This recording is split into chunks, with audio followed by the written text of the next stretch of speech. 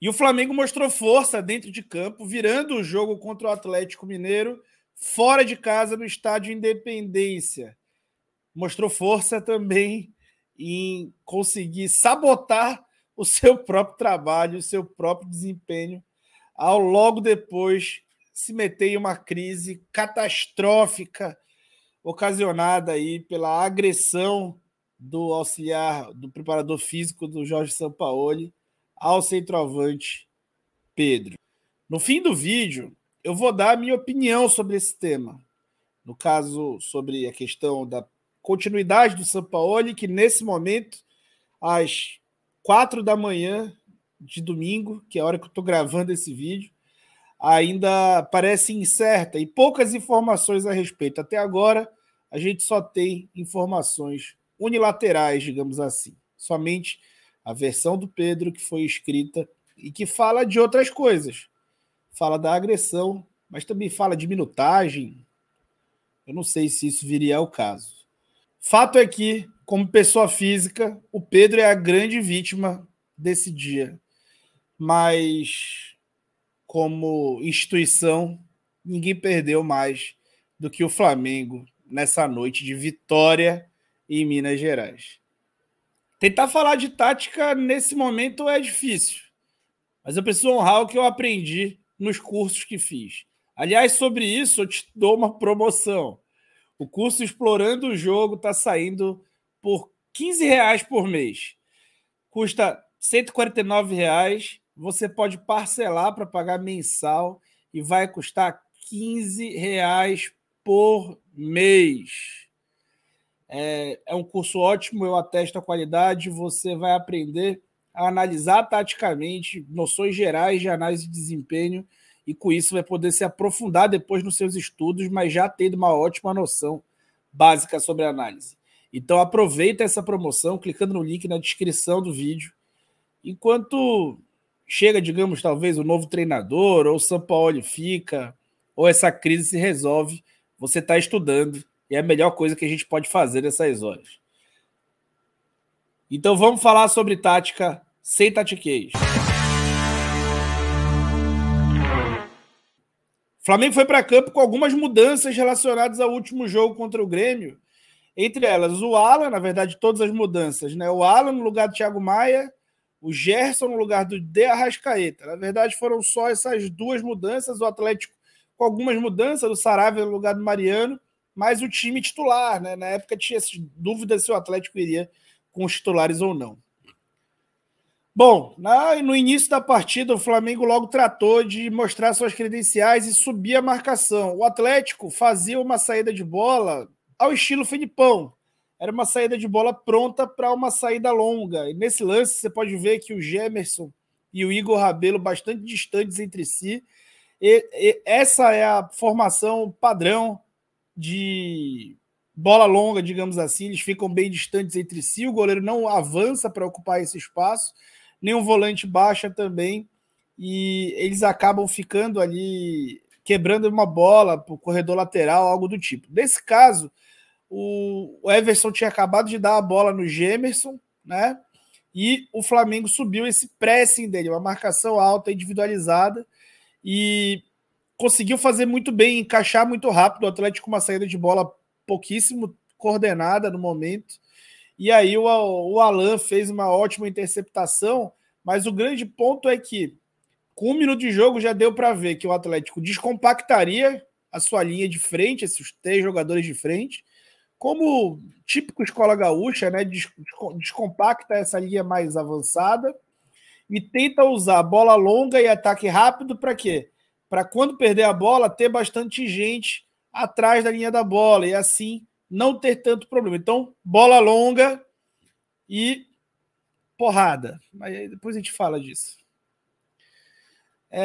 Flamengo tinha muita facilidade para sair jogando, porque tinha uma regra de ação que o Filipão preparou para acompanhar os laterais do Flamengo. Então, o Paulinho tinha a responsabilidade de vigiar o Felipe Luiz e o Pavon a responsabilidade de vigiar o Wesley. Então, o Sampaoli fazia basicamente uma dinâmica em que o Matheus Cunha ajudava e fazia 3 contra 1 no Hulk e acabava usando os laterais mais baixos até para abrir espaço por dentro, né? E veja nesse lance como abriu espaço por dentro numa simples condução do Léo Pereira. Então o Flamengo não era pressionado, início de jogo muito tranquilo, construindo bastante organização, e o Pavão e o Paulinho tendo que acompanhar esses dois laterais do Flamengo até o final. Mesmo o Felipe Luiz avançava bastante em campo, e o Flamengo tinha muita fluidez de jogo nesse início. Aqui dando um exemplo, né, o meio de campo acabava ficando curto, o Paulinho e o Pavão não faziam parte dele, acabava estabelecendo quase que uma linha de 6 quando o Flamengo avançava com todos, e o Flamengo tentava fazer ali ataques à última linha do Atlético. Aos 14 minutos, uma bola que foi para o Vitor Hugo, que ia ser pressionado pelo Otávio, e fez uma grande jogada individual, ficando livre e dando a bola para o Gerson, que deu um passe lindo, espetacular para o Gabriel. O Gabriel completamente livre, não consegue sequer finalizar. Ele poderia ter ajeitado a bola para o pé esquerdo, mas ele ajeita para o lado direito, depois tenta se contorcer todo para não finalizar de direita, não consegue finalizar. E assim, Gabriel é um jogador ídolo da torcida, com todos os motivos, construiu isso com méritos, é um cara especial, muito decisivo, mas que tecnicamente está mal, né? Até contra o Grêmio, ele comprometeu em alguns lances, tem feito gols decisivos. E assim, nesse aspecto de oportunidade, com relação à oportunidade, a gente não sabe, não apurou ainda o tema da agressão ao Pedro, é óbvio que ele também tem razão nisso, mas com relação à falta de oportunidade, ele tem razão de reclamar. É claro que eu não sei o que ele andou falando por lá, né? Mas o Pedro devia ter mais oportunidade, sim. A gente não sabe o que acontece lá por dentro, mas devia ter mais oportunidade, sim. O Gabriel não está tão bem assim, apesar de ter feito gols e de continuar sendo decisivo. Enfim, fato é que aos 14 minutos o Flamengo teve chance de condicionar esse jogo e não conseguiu. E aí, gente, quando você está jogando contra um time com muita qualidade, você pode ser punido a qualquer momento. No minuto seguinte, o Hulk bateu uma falta, o Matheus Cunha não achou, foi na trave, na bola seguinte, o Gemerson teve sem goleiro a oportunidade de abrir o placar. Olha o prejuízo que seria, né? Acabou sendo depois. O Flamengo utilizava... O Atlético compactava todo mundo atrás da linha da bola, e ali nesse lance ele está com os 10 jogadores. E o Flamengo já está bastante assim.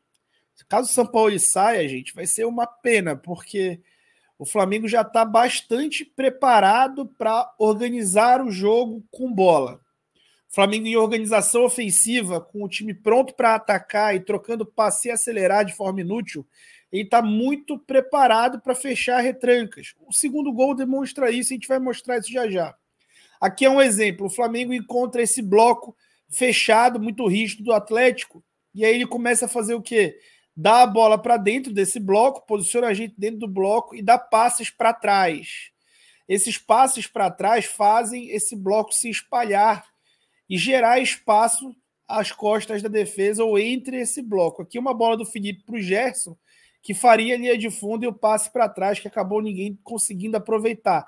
Essa dinâmica se repetiu aos 27 minutos, de novo com o Gerson. O Flamengo fez meia hora de jogo, muito, muito boa, embora tenha sofrido tantas finalizações. Aliás, a transmissão do Sport TV valoriza qualquer finalização, né? O Flamengo, ao fim do jogo, deu o mesmo número de finalizações que o Atlético na meta, mas, assim, além da Globo considerar as finalizações interceptadas como finalizações dentro do número, o que nenhum dos softwares de scout consideram, e o Atlético teve várias interceptadas, ele também considera todo tipo de chute. Então, das finalizações do scout da Globo, só o Hulk deu 10.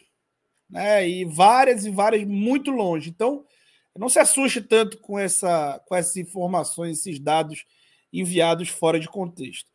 Deixa o teu like aí, não se esquece de deixar o like, e eu vou lembrar para você que está rolando uma promoção do curso Explorando o Jogo, só R$15 por mês, e você vai aprender a analisar taticamente partidas. Né? Então aproveite essa promoção aí, clicando no link que está na descrição e no comentário fixado. Aos 31, o Flamengo continuava, né, atacando, até que acontece a jogada que condiciona o jogo de novo, né? O Flamengo já, inclusive, tentando atacar a última linha, era dono da partida até ali. A bola chega no Gerson, que dá um ótimo passe para o Bruno Henrique. O Bruno Henrique tá ali de costas para o gol. O Felipe Luiz faz o movimento errado, né? Ao invés de ele fazer a ultrapassagem, ele faz ali, chega muito perto do Bruno para fazer o movimento de apoio, né? Só que o Paulinho comete uma falta claríssima no Bruno Henrique, gente. Claríssima. Na hora do jogo a gente percebe. E o Bruno Henrique não é de simular. Claríssima a falta no Bruno Henrique. O juiz não dá a falta. E quem vai fazer o gol é o próprio Paulinho, né? O Felipe Luiz comete um erro muito raro dele cometer, de perfilamento. Primeiro, ele vai buscar a referência. Enquanto ele vai buscar a referência no Paulinho, o Saravia dá o passe. Na hora que ele olha, a bola está passando por ele. Ele não consegue interceptar, nem consegue acompanhar a corrida. E aí, o Léo Pereira aparentemente já estava lesionado ali, fisicamente, assim, não fez nem sombra para a corrida do Paulinho. E o Atlético abriu o placar, e depois de abrir o placar, o negócio ficou ruim para o Flamengo. O Flamengo começou a errar, né? E aqui o gráfico ele mostra o número de passes e erros de passe ao longo do tempo. Vejam aqui, dentro desse quadrante vermelho, entre os 45 e também entre os 30 e 60 minutos de jogo, né? Após os 30 e até os 60 minutos de jogo. Como primeiro o Flamengo passou a errar muito passe e tomar muita transição após esses erros de passe, como depois ele passou a ter menos a bola e o Atlético passou a ter mais a bola. O que aconteceu, gente? O lado mental do jogo muda completamente quando o jogo é condicionado e o lado físico estava ajudando bastante também o Atlético, que estava descendo o sarrafo. Nem todas as faltas são marcadas, nem tudo é falta, mas é incrível como chega duro, como joga duro o time do Scolari. Só entre os 30 e os 45 minutos foram 7 faltas cometidas e várias delas bem duras. Várias bem duras. O Flamengo terminou o primeiro tempo ali ainda assim, mal no jogo, inferior. Começou o segundo tempo muito mal, perdendo muitas bolas, né? E o Atlético aproveitando para finalizar essas jogadas. Aí você pode ver também o número de finalizações ao longo do tempo, que vai confirmar o que eu estou falando. O que aconteceu, né? O que acontecia ali? Quando foi aos 15 minutos, o Flamengo mudou a saída dele de bola e passou a espetar o Wesley e o Felipe e fazer uma saída de 3, só que com o Matheus Cunha entre os dois zagueiros. O que isso interferiu? Isso fez com que o Pavon e o Paulinho tivessem que baixar muito. E assim, quando aconteciam os contra-ataques, a tendência era tomar menos sufoco. Aqui um exemplo do que aconteceu antes disso até. Né? Uma bola direta para o Pavon num contra um para o Wesley. Isso é tudo que o Filipão queria desde o início. Queria ter transições, que o Flamengo concedesse transições para ele poder contra-atacar com o Pavon nas costas do Wesley. E ele começou a ter esse contexto muito nesse jogo. O Flamengo ofensivamente, já com a Arrascaeta no lugar do Everton Ribeiro, tinha muita gente por dentro, o jogo por dentro ficava muito congestionado, o Flamengo só tentava o jogo de aproximação e toque de bola, e isso acabava deixando o time perder muita bola, jogo muito difícil. Até que aconteceram as mudanças, né? Várias mudanças aí. Bom, nesse momento, o Flamengo passou a jogar com 2 pontas, Luiz Araújo e Cebolinha, e a ideia era o quê? A ideia era atacar as dobras do corredor lateral com mais gente ali posicionada e deixar o meio de campo um pouco menos despovoado. Veja a diferença da quantidade de gente que tinha no meio de campo antes e a quantidade de gente que tem no meio de campo agora, nessa imagem. Pois é, isso permitiu com que o Arrascaeta tivesse mais participação e sofresse a falta aí nesse lance, depois fizesse o gol. Com 1-1, tudo que eu falei no clube de membros, né? Membros do canal escutam meus comentários táticos durante os jogos, né?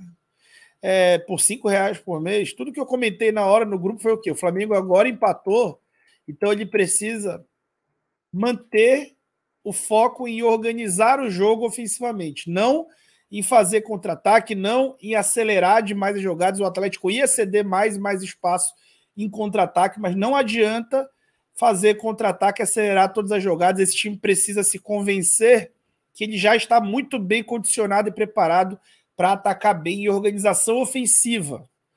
E em contra-ataque ele acaba deixando muito espaço e nivelando o jogo por baixo. E aí o Alan, que fez um jogo muito ruim, tomou várias canetas, foi mal mesmo. Aos 41 minutos entra no jogo para fazer um belo de um passe, já para um meio bem menos povoado.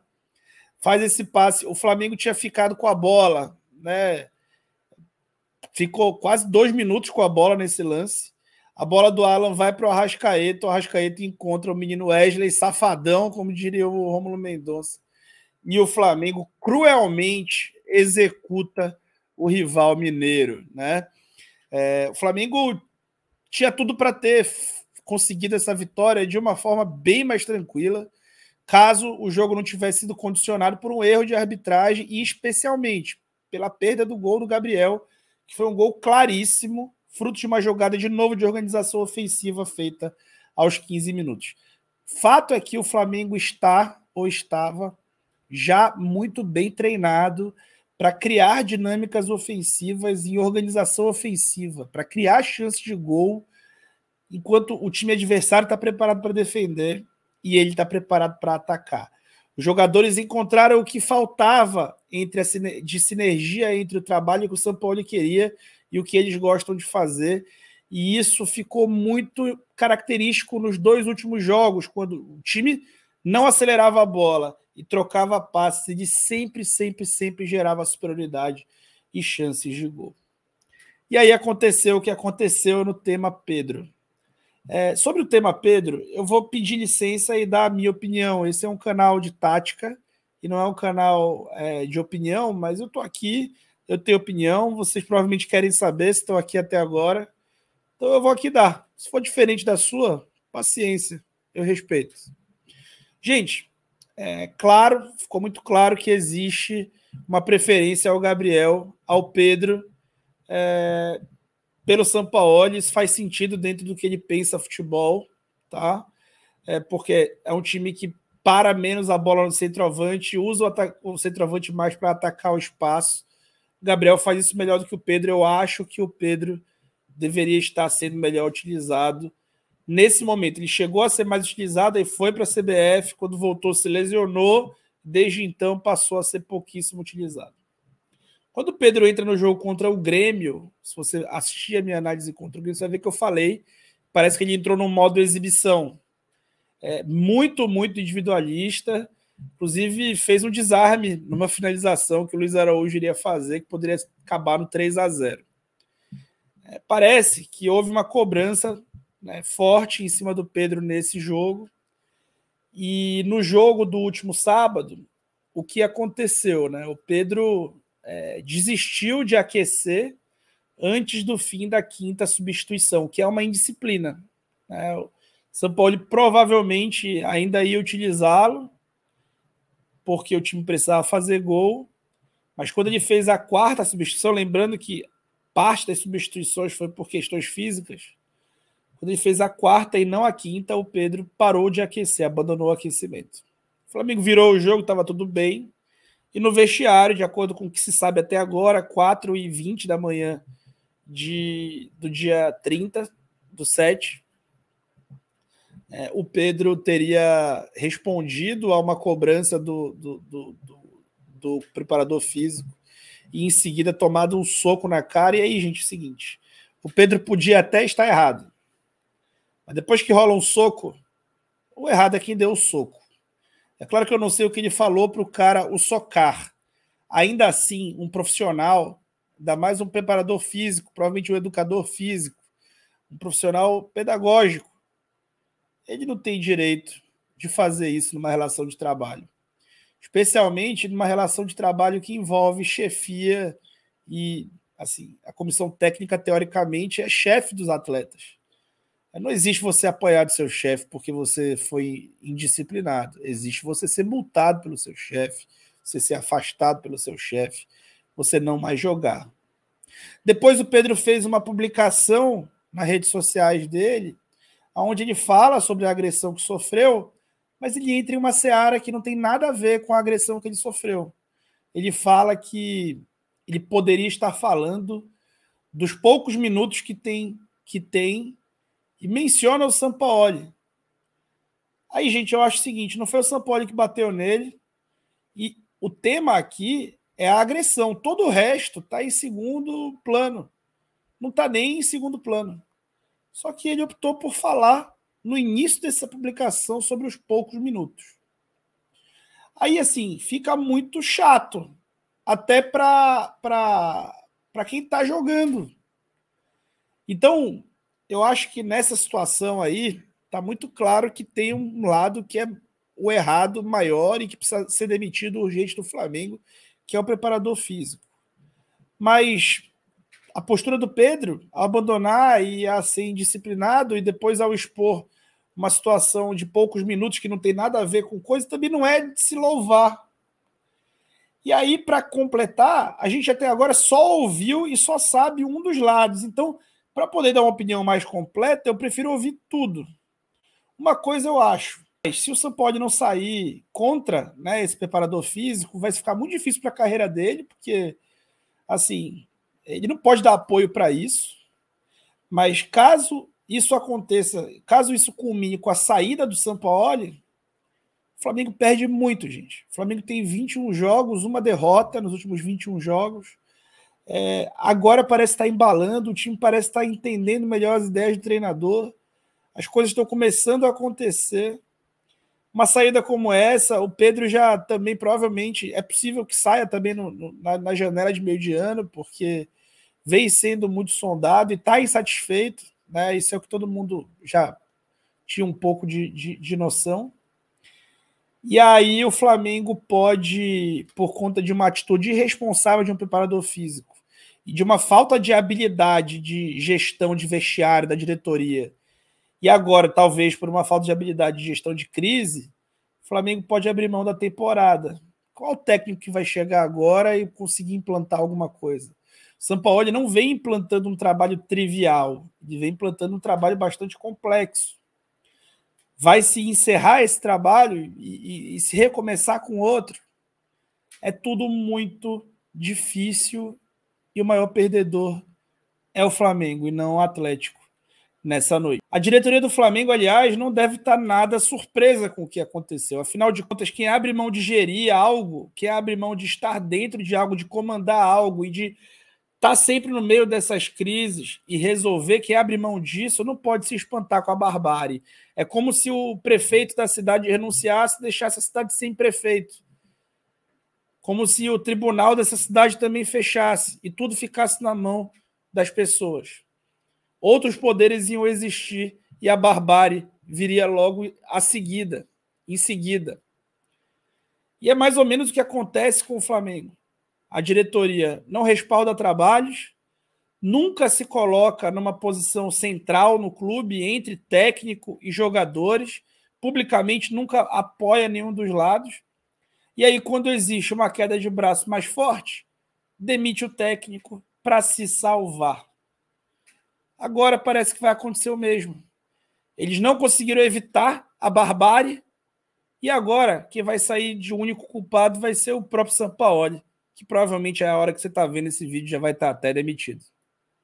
Então, é a cereja do bolo de uma gestão omissa, cheia de politicagens e com total inabilidade de gestão de pessoas. O poder ele vai se espalhando e nesse momento pareceu ter esse choque de poderes e uma ruptura. Tá bom? Então se inscreve no canal, deixa teu like, deixa tua opinião sobre esse tema e vamos esperar que mais coisas sejam esclarecidas e o torcedor do Flamengo tem que torcer para que alguém chegue colocando panos quentes. O clima não tem que ser maravilhoso, né? Afinal de contas, o clima no Corinthians era maravilhoso com o Fernando Lázaro e péssimo com o Vitor Pereira. Os caras faziam final de Copa do Brasil, depois foram eliminados de Libertadores.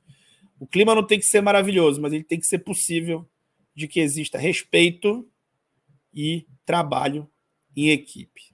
Tá bom?